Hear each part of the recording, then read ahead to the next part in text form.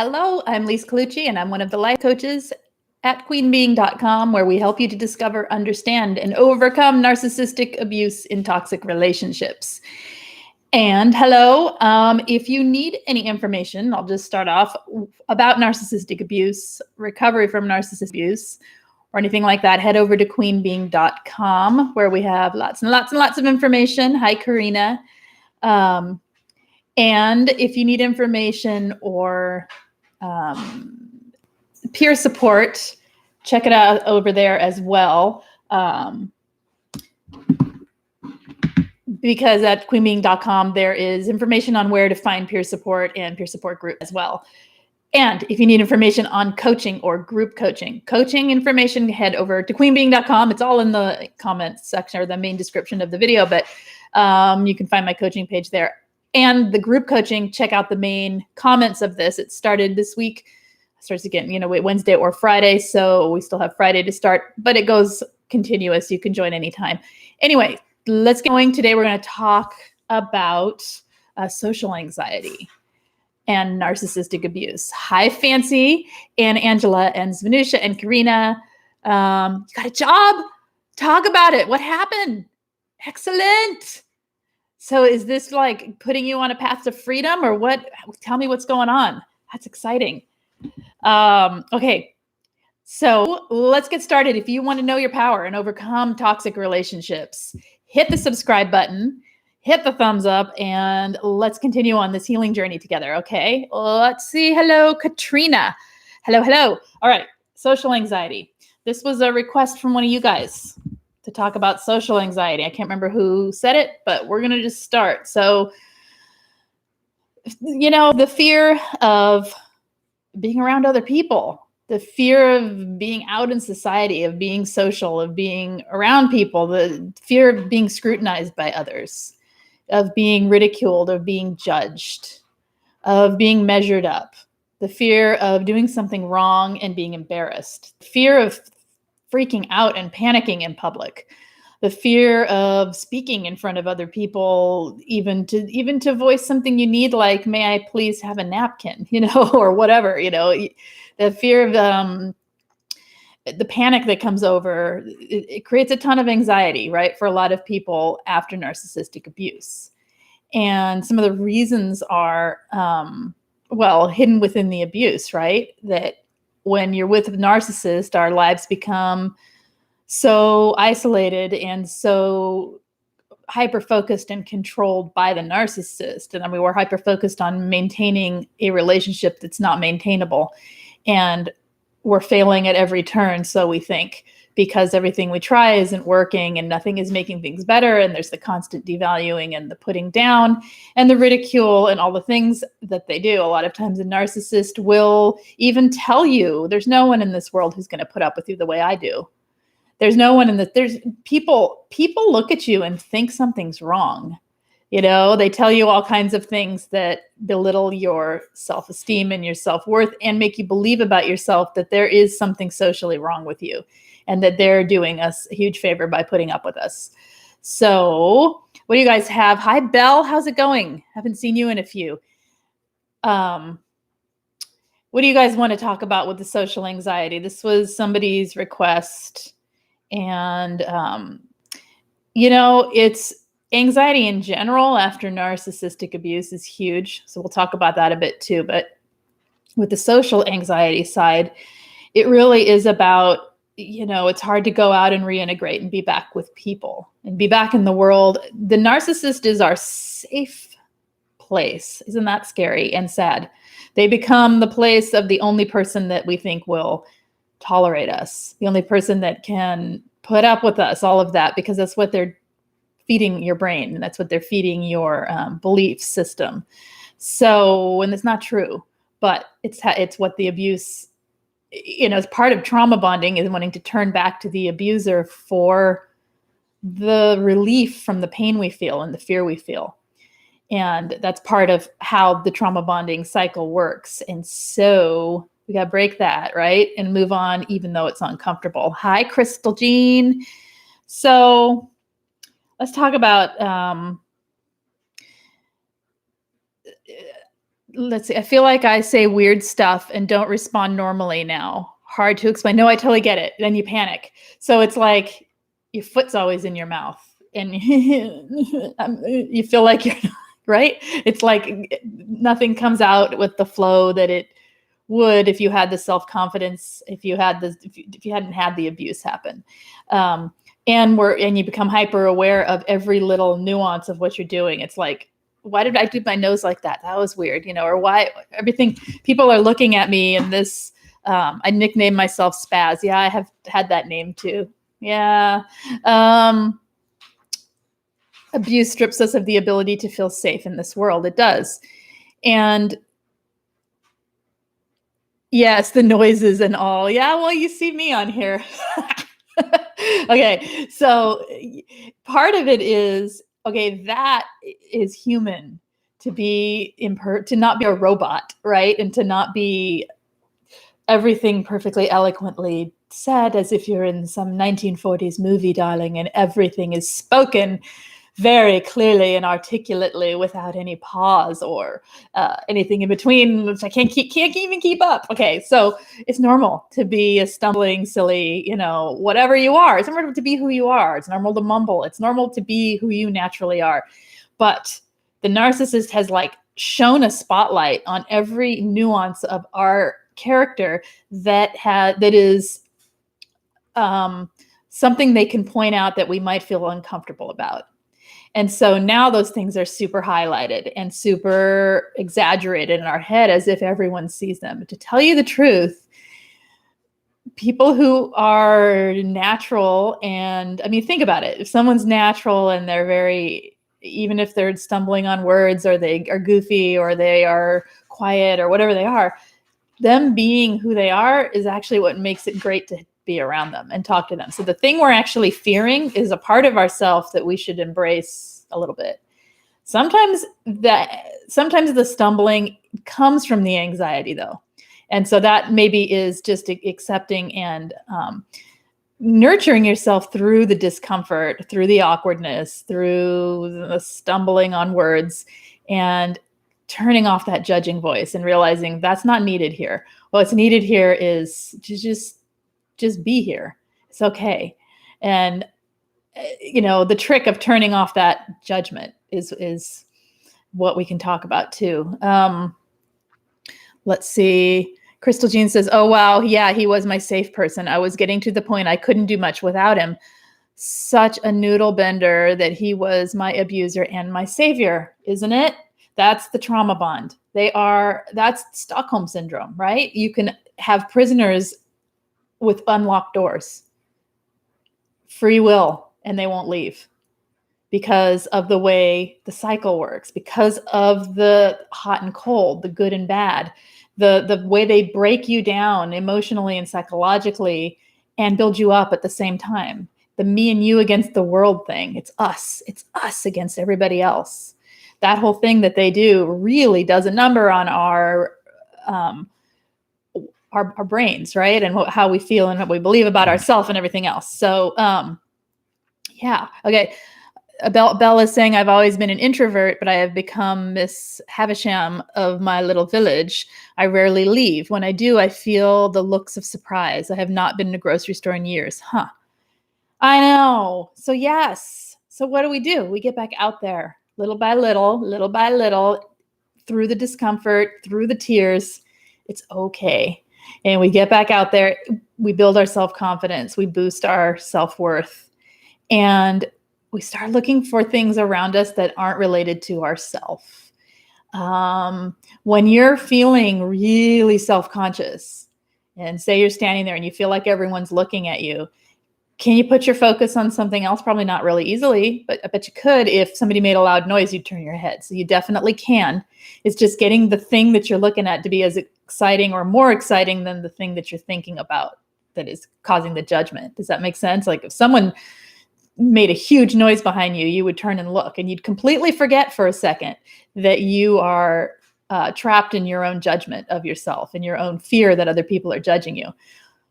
So that tells me we are capable of it. It's just getting ourselves to do it intentionally and to place our focus someone else. And it's a push and pull and pull and pull, like back and forth tug of war until it tips over to being more comfortable. It's not comfortable. So I think I should start with that none breaking through this isn't comfortable. It isn't. It's okay. It's just, it's not comfortable anyway, though, right? It's not comfortable not being able to do something, and it's not comfortable doing the things. So which one leads you to the path you want to be on, right? Let's see. Yes, I felt defective and inadequate after him. Saying minutia.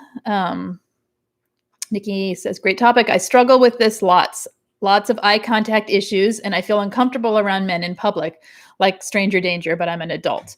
Okay, and that's interesting too, because it's real. It is a conditioning that was put there as a defense mechanism because you had a man abuse you. Makes sense, right? Makes sense to me. And also doesn't, because not all men are the abuser, right? So eye contact is interesting. I have a really hard time with it too, sometimes still, but partially that's being an empath. Partially it's being a sensitive person, that it's easy access for people to your empathy when the eye contact happens. And so sometimes a trick I do is I look someone in the eye and then I look away a moment and then I look back intentionally. Like I don't let the glance lock too long unless I choose for it to be there, because it's too intense. It's too much sometimes. And I think that's okay. Honestly, I think it's okay. People that need direct riveting eye contact the whole time, that's a little scary. So it makes sense. But sometimes it's relaxing and trying it. Ooh, my thing's unplugged. That'll make it do crazy stuff. Okay. Sometimes it's relaxing and trying it with safe people. So my number one thing is get around safe people. When you have, you're dealing with social anxiety or any kind of anxiety, get around safe people. How do you know they're safe? Well, people you've trusted. If you have no one you trust, then I don't know, you can test things out, like people that aren't going to get too personal. That's pretty safe. People that you don't need to talk about really intense personal things or deep, heavy things. That's pretty safe. You know for yourself what feels safe and what doesn't within conversation, and steer towards people who are like that. So people who don't need a lot of interpersonal connections at the beginning, sometimes that's really safe. Like if you go to your local market and you know all of the cashiers there, that's less safe than going to a strange market where you don't know anyone and just trying it out, going and buying a pack of gum and leaving, just for the experiment of looking someone in the eye. Something just, thank you very much, have a good day, and walking out, like practicing little bits at a time on things like that. Okay. I feel detached from myself and everyone else. I cannot connect with people anymore. Okay. And so that's getting to a deeper level, because if you would wish to connect to people, and I don't know, do you want to connect to people, or is this a place you want to stay? Right. So you have to ask yourself that. What did I miss here? Crystal G, wait, I have to go back a bit. Crystal Jean saying, I could barely carry on a conversation with people I didn't know well. I'd lose my train of thought all the time, stammering and stuttering. And that, as we talked about last week, is the cognitive function that is part of the cerebral cortex being affected by the narcissistic abuse, creating the brain fog, the stammering that I'm doing, the brain fog and the stammering and the not being able to get clear, articulate thoughts out and to maintain a thought until we lose our focus. That's part of all of that. And, it's part of CPTSD that we work with if we have had it the whole life, probably a lot of our life. And it's okay. It just finding ways to relax so that you're not maxed out. So if someone's in that position now, if you're all stressed out, you're trying to have a conversation with someone, it's going to feel almost impossible, because you have nothing left in the cognitive function, nothing left in the part of your brain that functions in this way, that controls this part of your life, because it's all filled up with all the stress. So relaxing ahead of time, limiting your conversations to a set amount of time that don't feel as overwhelming, Lots and lots of self-care before and after you enter into a situation. You actually have to think about it, right? It's not like you just can walk around and try it wherever you want. But if you think about it ahead of time and prepare something for yourself afterwards to calm down and turn off that judgment, because what you're doing when you judge it is pouring back into this anxiety and this belief system that the narcissist has set up. So, because what happens is they create a lack of self-worth, right? We know this. Narcissistic abuse and low self-esteem and self-worth from the survivor are linked, right? Like most survivors don't come out of this with a very high self-esteem or self-worth.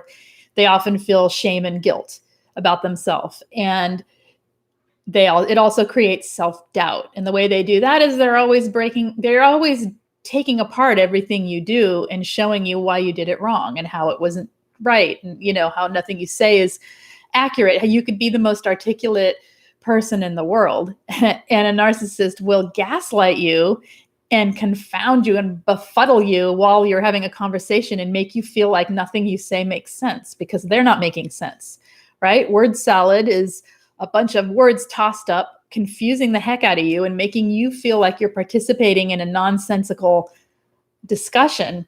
And until you step way far away and see it for what it is, when you're in it, you feel like you're part of that discussion and you're part of the problem.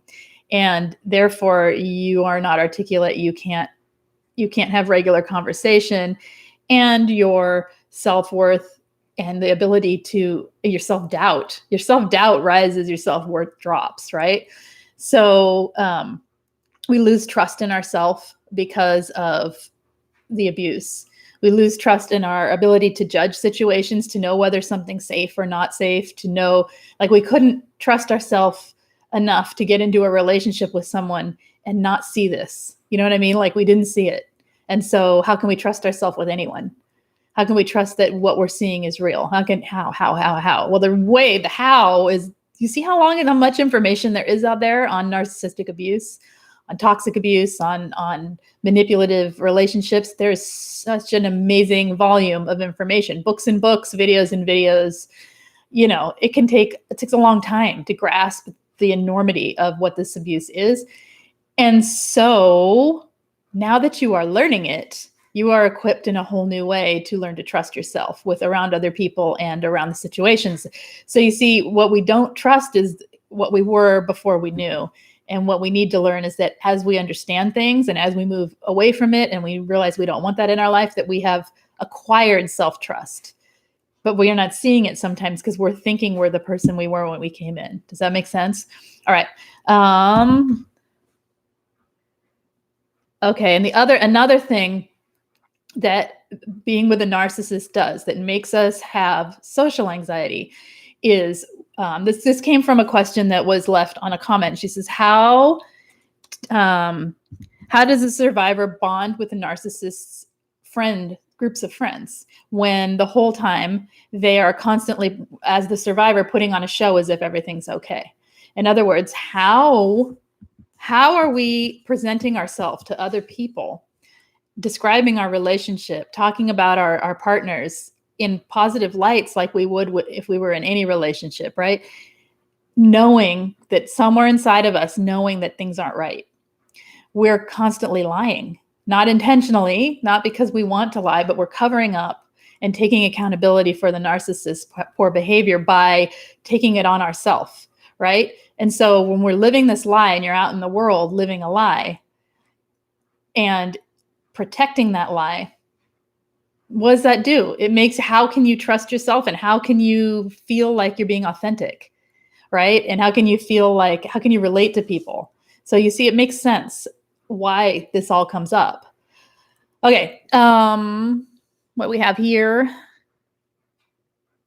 I feel detached from myself. And okay, you feel detached from yourself. Did you say any more on that I missed, Sanusha?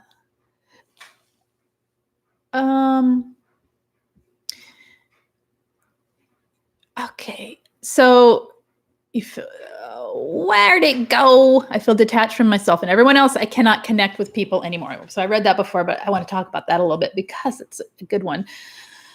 Feeling detached from yourself. So how can you come into How can you find yourself? A lot of all of healing is about rediscovery, finding yourself, finding what you want in life, changing the focus from focusing on a toxic person for however long you did to focusing on a forward moving positive life. When we're stuck like that, what can you ask yourself about attaching to yourself? How can you discover who you are? We have to like, our feelings become something we manage, right? We're managing our feelings because they're so deeply affected by all this abuse. They're deeply affected within the abuse, so we're dissociating.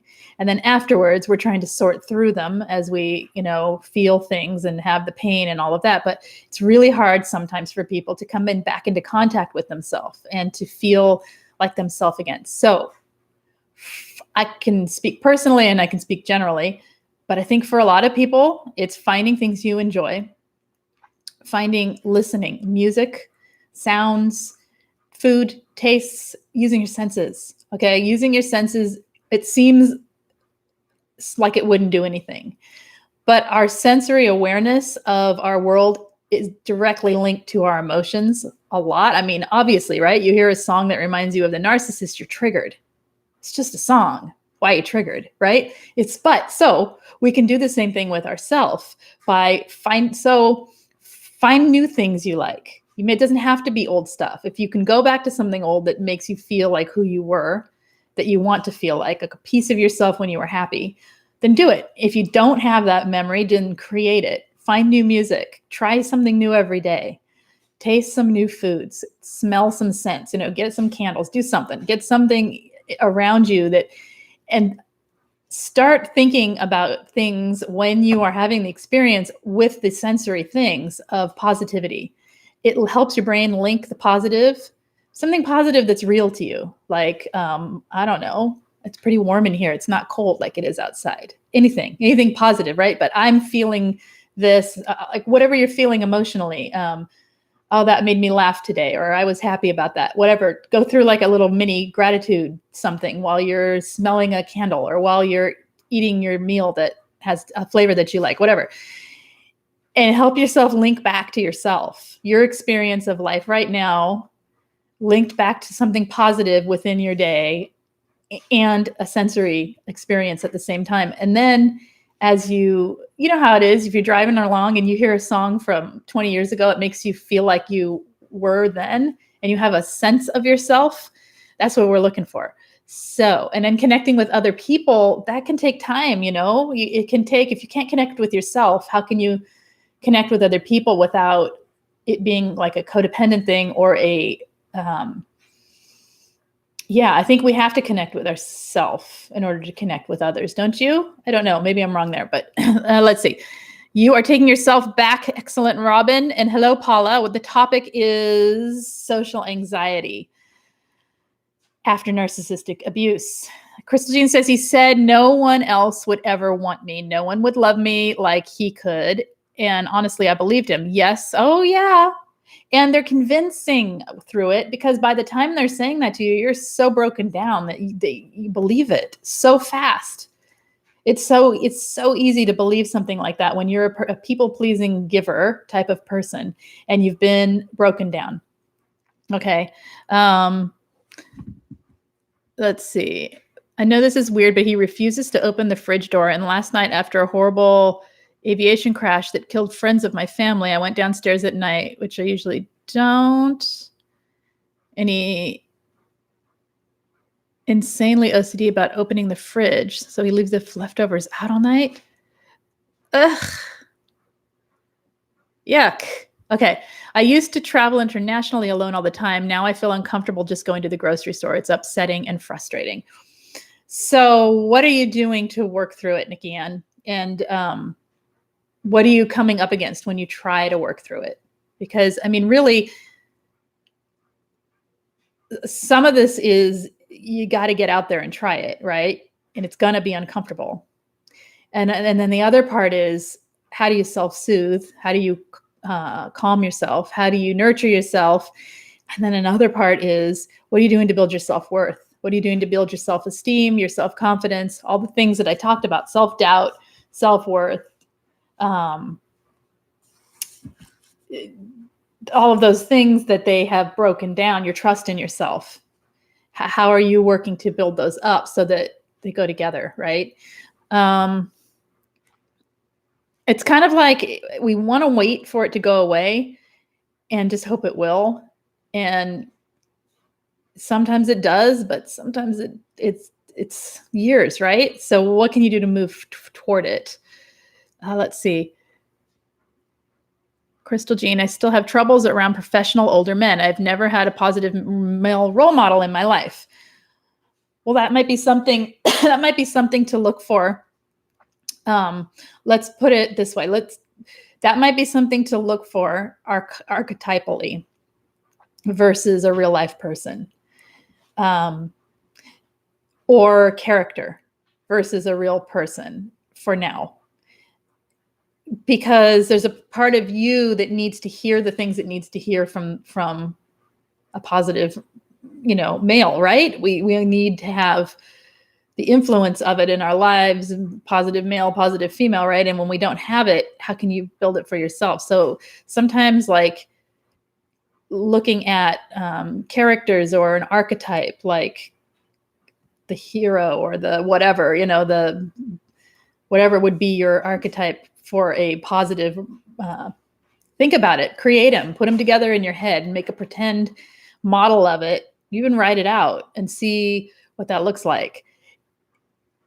It's just interesting. What it did for me was it made me realize that I have within me what I need to tell myself when I'm looking for the voice of that positive male role model. I already have it to some degree within me because mine is Spock and Mr. Rogers mixed together. There you go.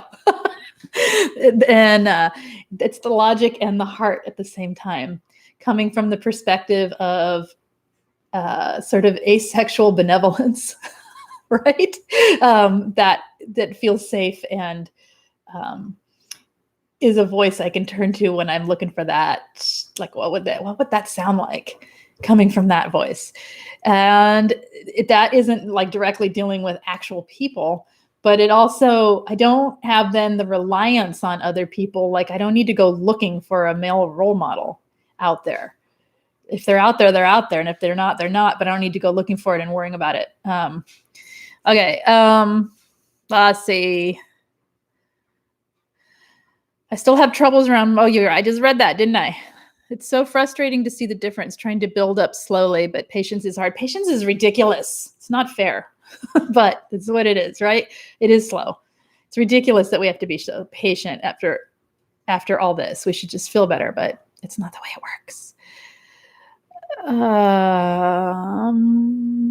Let's see. I think survivors. I missed it. Where'd it go? Well, you guys are chatty and I'm way behind. So let me catch up. All right. I think survivors that seek out help are extremely strong and resilient and have the capacity to heal completely. Yes, me too. I yelled that. Sorry. Yes, me too. We didn't fold in on ourselves and we want change. It's critical to want change. Without wanting change, without wanting progress, and without wanting to evolve, you most likely won't, because our brains, we're following the path of least resistance. So we're chasing that same neural pathways over and over and over again. We're chasing the same habits over and over and over again. We're in denial of, or we're not in denial, but I mean in refusal of it and completely blocking it out. It's through having the new experiences that we can allow change to happen. And so we have to want it, right? You have to want the change. You have to realize this is not often, it really is not often, especially when it comes from childhood on, a thing that time heals. You've got CPTSD, you're traumatized, right? You've got entire belief systems based on lies that you have been told that are affecting your life. So it's work, and we have to want to do the work, and we are incredibly strong and amazing and all those things. Okay. It's like living a lie. It is living a lie. It's all living a lie. This is the problem. All of these excuse me, all of these beliefs that we have been programmed to believe are lies. And so a lot of our life is living a lie. The truth self, that's not who you are. You're not the lie. You're not these beliefs. There's a lot more to you. And so I guess I would say from that along with looking at, what you feel when you're in the state of social anxiety, when you're having it happen, it's not only what you feel, what do you believe? What's going on in your head? What lies are you telling yourself that you're repeating from somebody else's lies that they told you? What are these beliefs, these negative, horrible beliefs that are keeping a lid on keeping you down, really, and stopping you from progressing the way you want to? What are those beliefs? And if you start looking at those, and I just did a video on changing your beliefs, and we can talk about that. And that's that's one thing with coaching that I just wish I would like to, what do I want to say? Especially with group coaching, when people are coming weekly, to really use the time for changing these beliefs. There's so much more perspective you can get around them. Whether or not you can change them or not is not, I don't know, right? Some we can, some are very difficult, some maybe we can't. But there's always room for perspective around it. There's always room to see more of what is actually there. There's always ways to step way back and look at it differently that can alter the course of your life and change your life for the positive. And so when you say something like that, and what you guys are talking about here, and like how you feel about it, like what are the beliefs behind it? That's where I think it gets interesting. Broke my heart when my brother feels every time we say goodbye. Okay. Sorry, all that is going on, Belle. Is a lot of stuff here. I broke down in front of a group of nice strangers at a Reiki certification when I was going through the thick of all this. It's pretty embarrassing to think about now.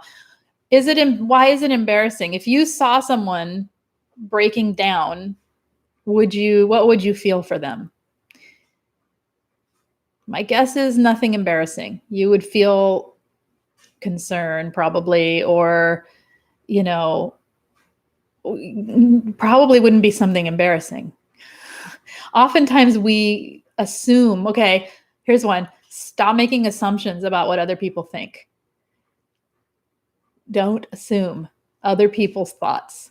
Just because a narcissist had terrible thoughts about you and could articulate them and verbalize them in a way that was hurtful doesn't mean the whole world thinks like that. It really doesn't. And if a person in the room is thinking that, they can, right? Something's wrong with them. If they are thinking something that is cruel and hurtful toward another person, then you don't want to be around them anyway. So stop making assumptions of the worst on other people. You don't need to assume the best either. Assume nothing. You don't know what their thoughts are. That's probably the safest assumption you can make. I don't know what their thoughts are. I don't know what they think of me. And it doesn't really matter, right? We know that logically, but in the moment it's terrifying. So yeah, looking at how you make assumptions of what other people think of you and why do you even make those assumptions? Because you were taught that everything you do is wrong. Well, but that was a lie. And so now what? Right? All right. Nikki, what are you saying here? Lied so well that I believed it myself. My friends and family saw what I wanted them to see, a happy couple. They thought I'd found my person. My denial was strong.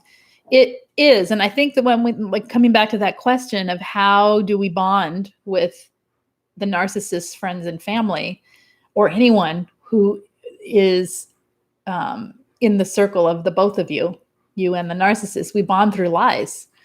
We bond through hiding our truth. We bond through superficial means. We bond through things that are, here's what's hard, is we bond through things that are communally interesting, which means like we might be bonding through something positive that's happening in in the group. Like say there's 4 of you and you're out to dinner and you're having a good time and you're bonding through this good time experience together. It's a total lie that as soon as you get home, the devaluing is going to start. You're waiting for the other shoe to drop any second. You're waiting for that little squeeze of your hand under the table that tells you did something wrong. You're waiting for something, right? Nobody else sees it. So you're bonding through that. Now, when you no longer have those people in your life, can you see how confusing that is? Like everything, you can't go to them and tell them this is what happened because you're going to look crazy. One and however many will believe you if they really know the narc, right? If they really know that narcissist, then they will believe you. But most of the time, they don't see that side. So we're bonding through all these cover-ups. And that makes our whole social life pretty superficial and pretty artificial, right? Because we're always having to hide the truth. And we're hiding it from ourselves, like you said. So it goes deeper. Hi, Bonnie. Did I not say hi? Okay. Okay. Pills, vitamins, or what? I don't know. Yes, build the self-worth, self-esteem. What do you mean pills, vitamins? I'm so far behind the chat, so I don't know what we're saying there, but okay. We have to be proactive with self-esteem. Just where to start. Right where you're at. Start right where you're at, Bonnie. You just start with it. You just find something that you see that you're beating yourself up on and look at that belief. I am so going to sneeze. No, I'm not. Okay. All right. Yeah. You look at where you're at. Where are you right now where you feel like you're beneath other people? What part of you doesn't hold yourself up? What part of you is it simply in your posture? Is it in your thoughts? What's going on? And just start writing them down. Start working on changing those beliefs through, well, like I said, this is the most I've seen changes with NLP practices in coaching. I've seen a ton of belief shifting or perspective growth through working one-on-one with people with that.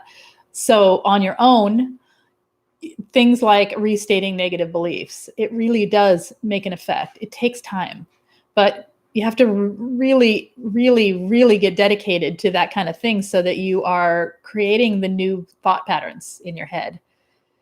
And you repeat it enough times, you start to believe it. Understand that the lies you're telling yourself about why something's wrong with you and your self-esteem is down there are all lies. They're not real.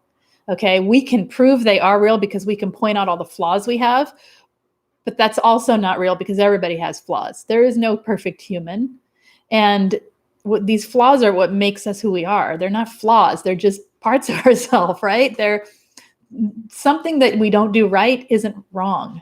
Something that we don't do right is just something that we don't do. You know what I'm saying? It's like we qualify right and wrong, good and bad, versus I'm skilled at this. I'm less skilled at that.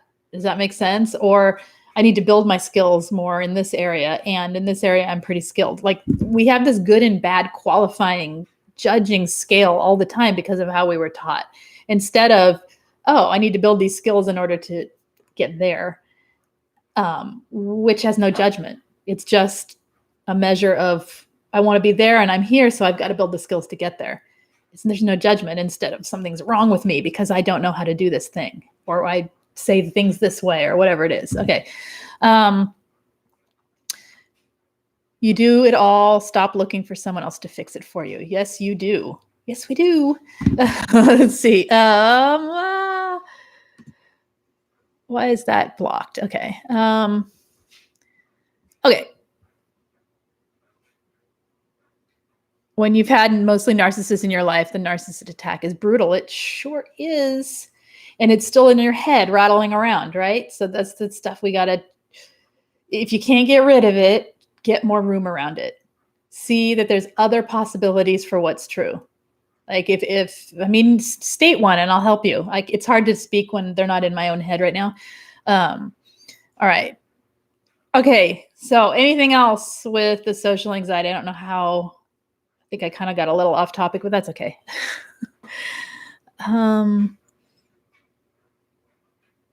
Yes, still in your head and life. Oh, in your life too. Yeah. See, and that's the thing, getting as far away from toxic people as you can. When you can't, limiting your contact, even if your contact is on a daily basis, you can limit the amount of words said to them. You don't have to share with them. You don't have to give them any emotional fuel. You don't. You don't. That's all stuff that's yours and it's sacred. It's part of you. You don't have to give it to them. And when you can't get them out of your life, then you make it businesslike. You make it as gray rock as you can, as cut and dry and businesslike as you can. And then get out and find things that contrast it. Get yourself around people who are safe and supportive, or be by yourself and go out into nature and do something for yourself. Go do something with movement. It's important to remember the body's part of this. Anxiety has a sensation in your body. Whether or not you're connected to feeling it and understanding it is individual, but it does. Everybody's body responds and reacts to the anxiety that we feel. So our bodies are important pieces in this to help them calm down through meditation, through things like yoga, walking, jogging, exercise, anything that is using your core muscles, anything that is motion, swimming, anything that allows movement repetitively and rhythmically in your body, dancing, helps your brain and body connection to both calm down. It works. Okay. It's a piece of what works. That if you're doing that, while you're sitting there thinking about how horrible you are, probably not going to work. So you got to put some intention behind it. No, this is my time to calm down. I'm not going to go there with my head. And it's like a constant thing, right? And then it's not. Then it becomes automatic. So, okay. Been talking to my ex for 7 days. Weird. It's like we are together again. No arguing, no blaming. Well, yes, because, okay. She's acting normal because you're in the middle of the honeymoon love bomb part of the Hoover, Paula. For real. It's the same cycle. And so you can make a choice to end it if you choose, by realizing this isn't safe or healthy for you. This is the same cycle over and over and over and over. And this is how it is with a narcissist. This isn't about you. This is about them. It's always about them. It's not about you. This isn't because anything's wrong with you, and this isn't to blame you, saying you talk to them if you need to talk to them. You know what I mean? This is how it works. It's back and forth, back and forth, back and forth until we've had enough. So if you decide it's enough, then let it be enough, and realize that, yeah, she's acting normal. Yep, this is how it is for now. The next thing that happens is, I can name it, right? I can name it.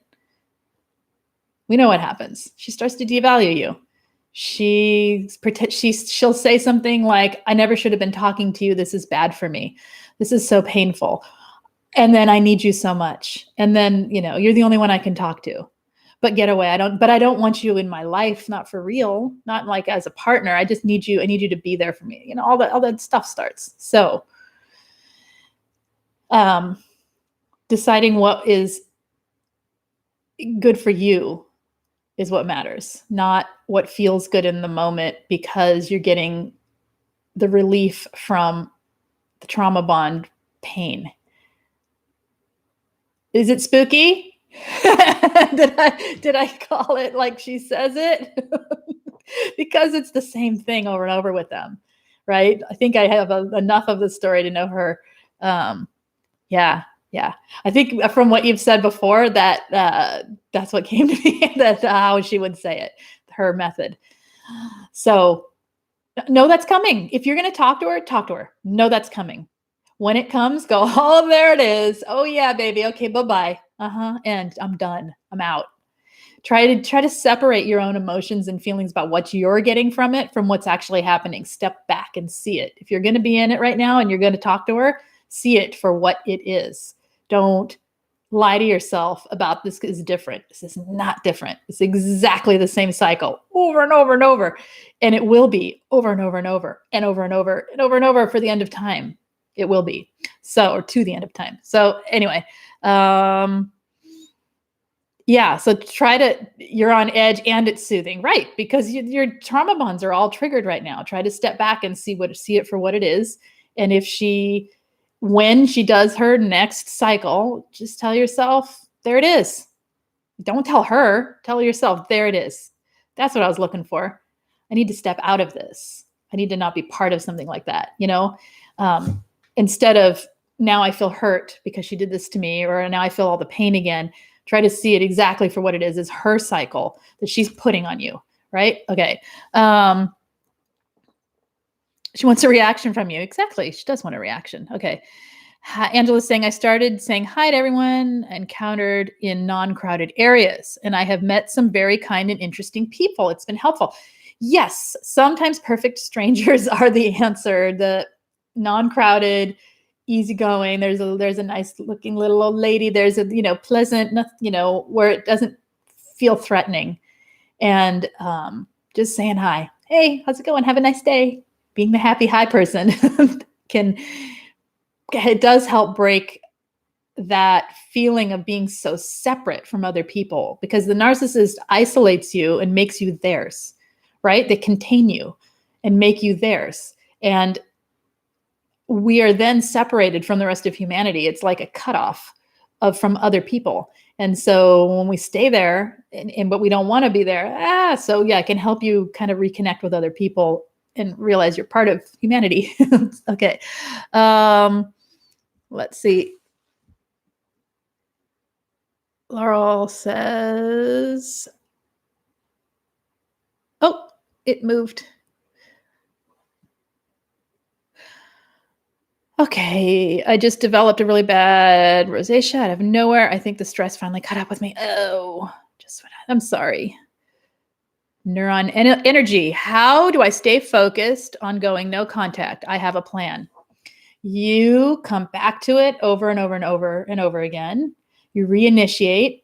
You realize you're not going to just like have this focus and be driven and like go get there like you're on a racetrack and there's nothing else but driving that car. It's not going to be like that. You're going to have things pulling you in all directions, making you feel like you want to go back to them. So it's reinitiating. So having a support group around you, peers around you that understand what this is helps. So get into SPAN if you can. Depending how difficult it is for you to stay no contact, sometimes group coaching is good for that if you need extra support, because there's literal daily check-in. You can anytime say, hey, I need help. And people are literally right there within minutes.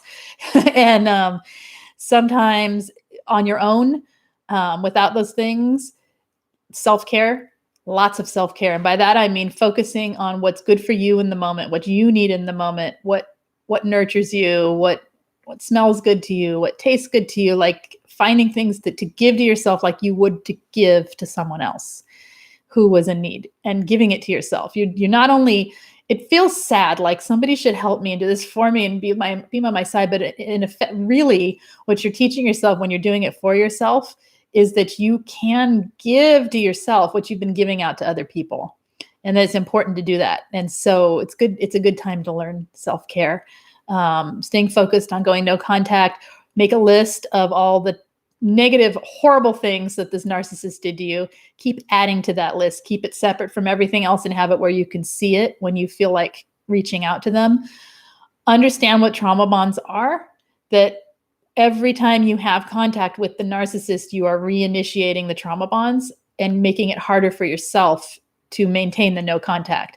So knowing that, and knowing that the way out is through no contact, it's going to be uncomfortable. It's withdrawals. It's literal physical withdrawals because of the chemical things that happen in your body and brain with the brain chemistry and all that, which I think I have a video recently about trauma bonds. So go watch any video about trauma bonds, but I think I'd explain the whole dopamine reaction and all of that on the video. So just look back through them and you'll find it.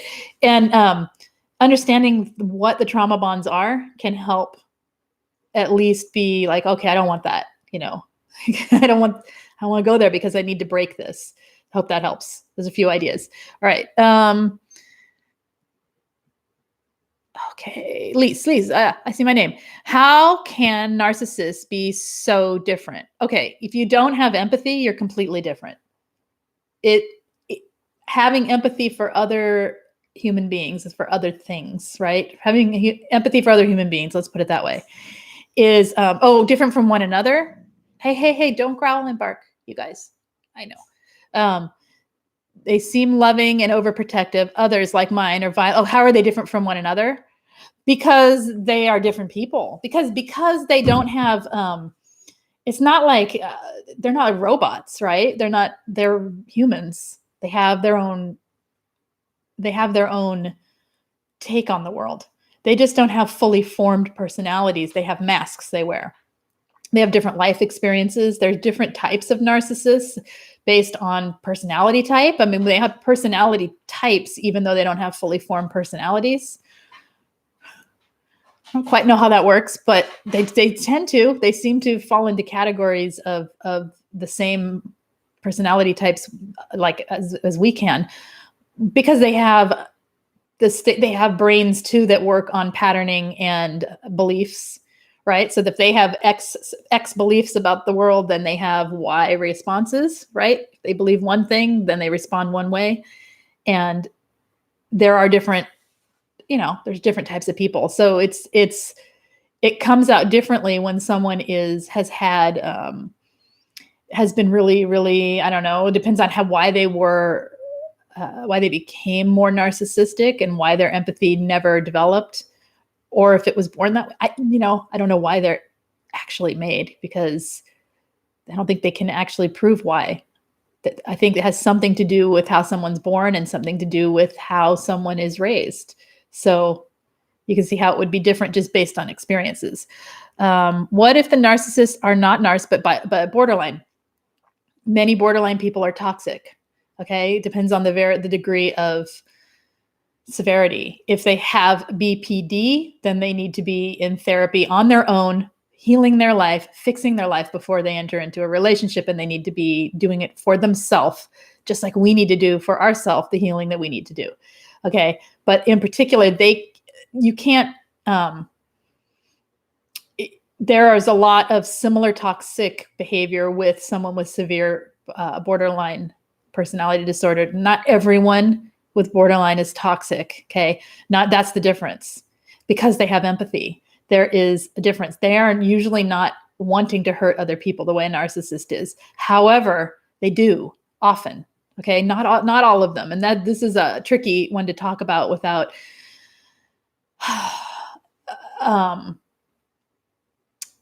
I think that if someone is toxic to the degree where they're not functioning in a relationship in a healthy way for both people, then it's not a relationship that you need to be spending your time and energy in.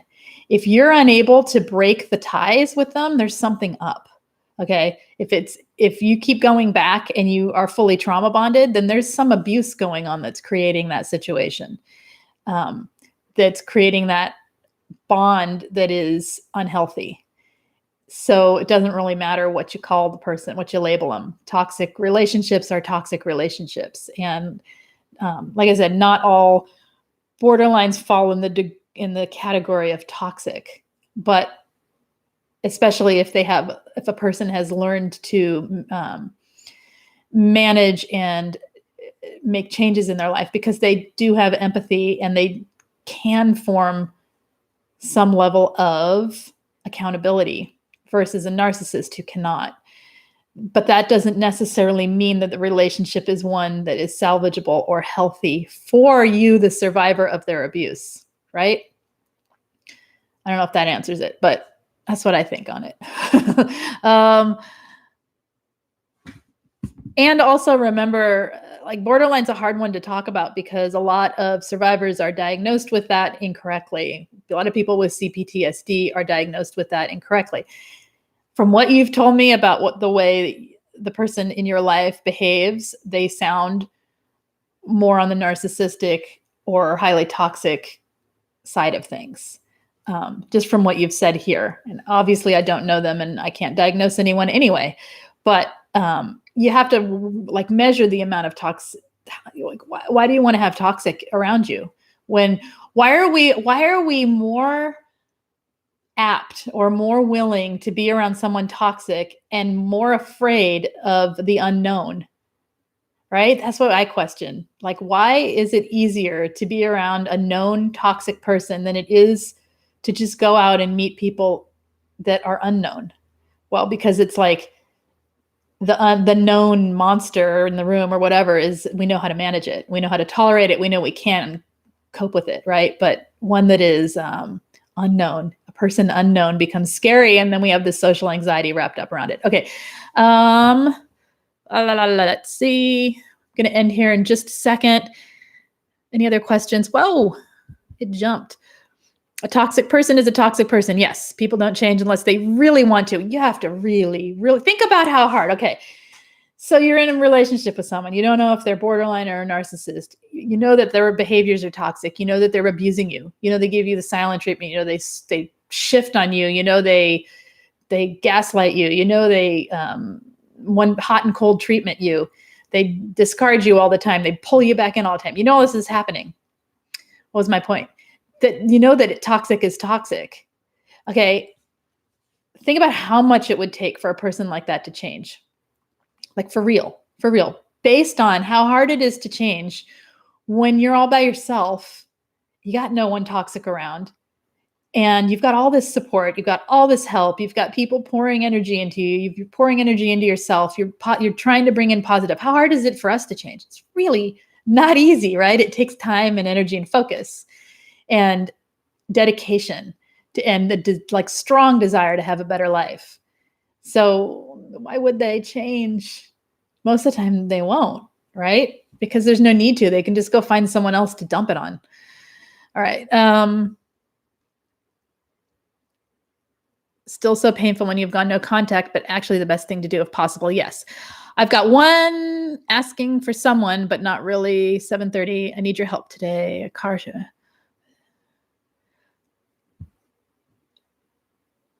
Why did he, wait, I'm confused here. With the tone, uptight energy, well, it's going to be the first thing I'm going to go. Because they don't say things right from the start, because they are trying to, they're always at a game of trying to convince you to do something. So if they say something right from the start, that's giving away the ability to manipulate. And they don't know when they're going to need to manipulate, so they always try to manipulate, right? It is a puzzle. Okay. Okay. Seeing what else is here. Did I miss anything, you guys? If I did, just re-ask, because this is how it goes. Lise, is this your enemy theory? What do you mean? What do you mean, Angela? I think I lost my own train of thought there. I don't know, maybe. All right. Okay, I'm going to end here in just a second, you guys. Anything else for today? Support is this, Bonnie. This is support. Support is any little piece of help that someone is directly offering you, or that you're finding for yourself, or that is support doesn't come in the form of someone in your life who has your back all the time. Sadly, I wish we could all have each other's back in that way, like for real, right? But we can't. That's not possible. So support is where you find it. It's where you seek things out. It's asking for help. It's asking questions, and then getting feedback. So I hope you feel a little support in real life, in your own daily life. That's a trick, right? But a lot of us don't have that. We just do this on our own, and on our own doesn't mean we're alone, though. Okay, the support is knowing there's a group of people out there who are struggling with the same thing and getting feedback and ideas from one another. All right. I'm sorry, the anxiety is brutal. It is brutal. So lots of things that can help with anxiety and anxiety in general, which I didn't go into today's anxiety in general. Maybe I'll do that tomorrow or something else and do a little bit about anxiety as well. Yeah, let's do that. Because that's a whole long topic, coping directly with anxiety. Okay. Know your enemy when we know when we know they're bad, but stay in. It's a lot easier to be with the known enemy, right? Than to be with something different. That's the scary part. We're most afraid. Often it's not that we're afraid to leave or let go, it's we're afraid to make change. What will it be, right? I'm staying in contact as I'm expecting it to go wrong. Try to see it from a different light, Paula. I know you don't want it to. Stop with the hope. Just see it. Don't try really hard, if you can, to let go of what you want from it. Okay? Because what you want from it is somewhere else. What you want, the good stuff that you want is somewhere else. It's not in her. So try to see it for what it is instead of what you want from it, and just watch it play out if you need to stay in contact. It'll help you go, oh, there it is, I think. Maybe. All right. Lise, an idea for group Myers-Briggs. Yes. What would you like to talk about it? Just different types and how they behave? Or what would you like how they interact? Anything in particular? Yeah, I'd love to talk about that. Yeah. Okay. I'm using his nice guy right now, but still going the other direction. Crazy energy for sure. It is.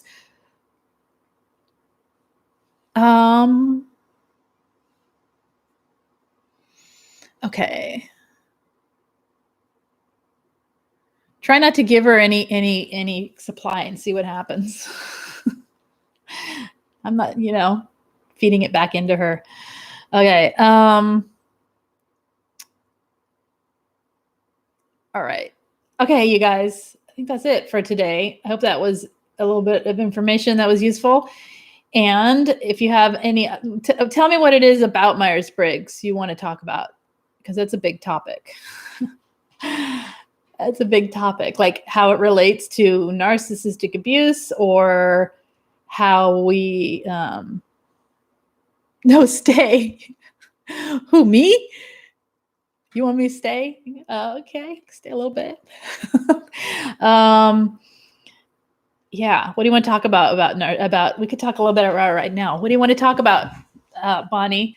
With what am I trying to say? So sorry, I hit the 1 hour point and I go, huh? What? Narcissists in your head for sure. Working. Okay. What do you want to talk about it about it, Bonnie?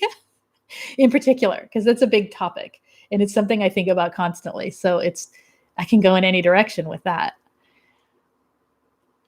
I find it fascinating that the personality types and how we interact with one another and how we relate to one another and how we can use understanding other people's personality types to better communicate with one another. I think that's fascinating too. INFP are awesome.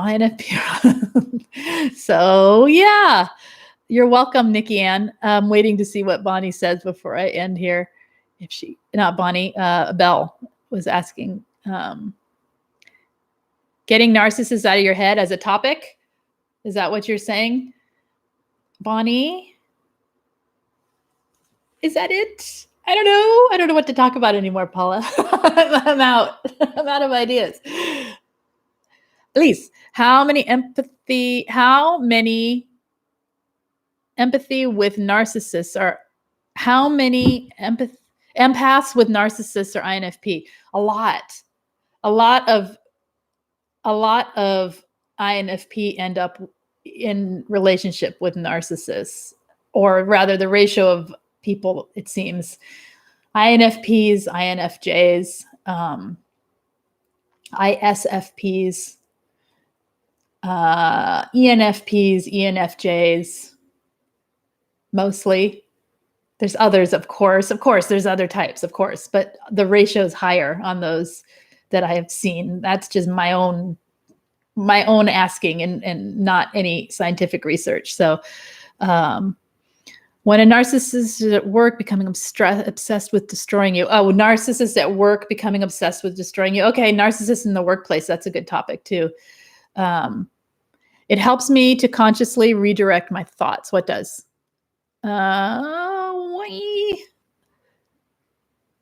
Sounds like a narcissist alphabet. It's alphabet soup. All right. Yeah, I think that, okay. Yeah, let me know what in particular you want to talk about your personality types. Do you want to talk about us and how it empaths? Sorry, you guys. I'm not following the chat right now. Okay. All right. Now I'm just sitting here. Okay, you guys, I think I need to end because I'm just sitting here and I'm not following chat or anything. All right. Yeah, we can talk about whatever. And Myers-Briggs types. So find out what yours is before then. And give me some ideas on what to talk about with it. You like my brain drifts? They're like these funny pauses, especially if I get super, you guys did whatever. If I get super into something and my intuition gets on high, and then the pause happens, like, whoa, where'd I go? Here I am. Okay, come back. All right. So, okay, yeah, I'll figure it out. We'll find some topics related to personality types. See? Yes. I understand. It's okay. It's how I am. I don't care. That's how it is. Okay, yeah. All right, guys, I'm just saying okay a lot, and so I'm going to end. And if you have not hit subscribe, please do so. It should be right down there now. And if you've not hit the thumbs up, pow. And if you need help with coaching or anything like that, head over to queenbeing.com. All the information's in the main description. If you would like text notifications, am I going live? Please text me at 33222. Put the word Lise Live, LISELIVE, hit send, and I will send you a text about 5 to 10 minutes prior to going live every time. I'll see you guys tomorrow. I'll try to think of a topic related to personality types maybe. And I don't know. I'll try to think of something. Okay. And if you think of one in particular, something comes up, put it in anytime in the main comment of a video. I try to check them multiple times a day to see if there's anything there. All right. What do you mean, Belle? Say more. You're just putting a few words and I'm lost what you're saying because I can't follow. You want to talk about INFPs in particular? What about them? Like what it's like to be one, what it means, how they behave, or how narcissists affect them, or how they relate to other people. I don't know. What do you want to talk about? Okay, you guys, you take care. I'll see you tomorrow. Bye-bye. Have a good night. You hang in there, Paula, and all of you. Okay, bye-bye.